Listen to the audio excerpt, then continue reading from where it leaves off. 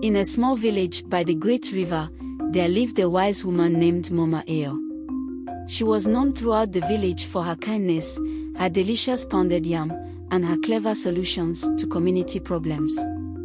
One hot afternoon, Mama Ayo's young daughter, Oma, noticed something peculiar. Despite their kitchen being well stocked with salt, Mama Ayo was knocking on their neighbor's door, asking to borrow some.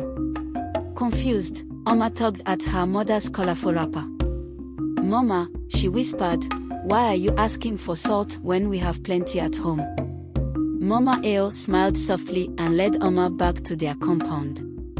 Sitting under the shade of an ancient baobab tree, she began to explain. "You see, my child," Mama Ayo said, her voice as warm as the African sun, "our neighbors, the Kanu family, have fallen on hard times. The rains were poor this season, and their crops didn't yield much." Oma nodded, remembering how thin and worried Mama Kanu had looked lately. "They often come to us for help," Mama Ayo continued. "A cup of millet here, a handful of groundnuts there. But it's not easy for them to always be the ones asking." Oma's brow furrowed. "But how does asking for salt help, Mama?" Mama Ayo's eyes twinkled. "Oh, that's the wisdom of our ancestors, child. By asking them for small things we don't really need, we make them feel useful. It becomes easier for them to ask us for help when they truly need it." As understanding dawned on Oma's face, Mama Ayo went on. "You see, respect for human dignity is like our great river, it should flow freely and nourish all it touches. By letting them help us in small ways, we water the seeds of their self-respect." Oma sat in awe of her mother's wisdom.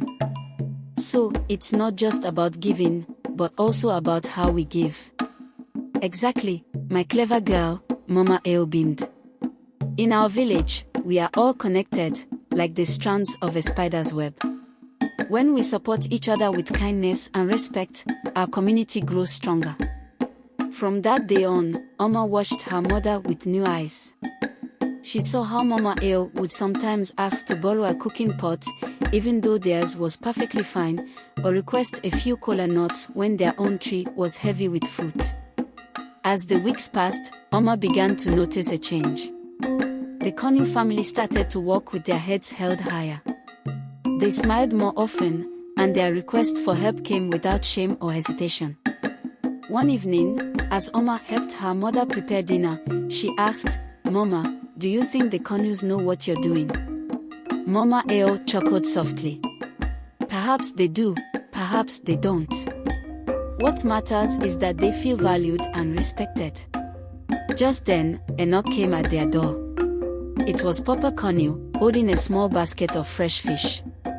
"My brother caught more than we can eat," he said with a proud smile. "We thought you might like to share our good fortune." Mama Ayo accepted the gift with genuine gratitude, and Oma saw the joy in Papa Kanu's eyes as he turned to leave. That night, as they enjoyed a delicious fish stew, Oma realized that her mother's lesson went beyond just helping those in need.